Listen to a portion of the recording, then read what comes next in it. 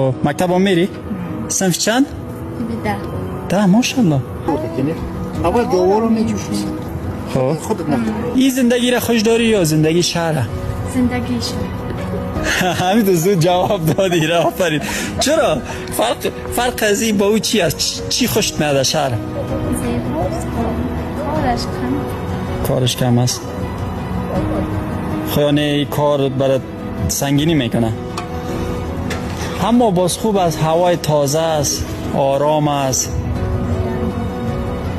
چی شده؟ بیزار شده؟ چقدر میشه که کارم میکنی؟ 5 سال. نه 12 سال. من در اینجا 12 سال. چند سال هستی خودت؟ من خودم 16 سال. 16 سال. 12 سال. تا 4 سالگی کار میکنی؟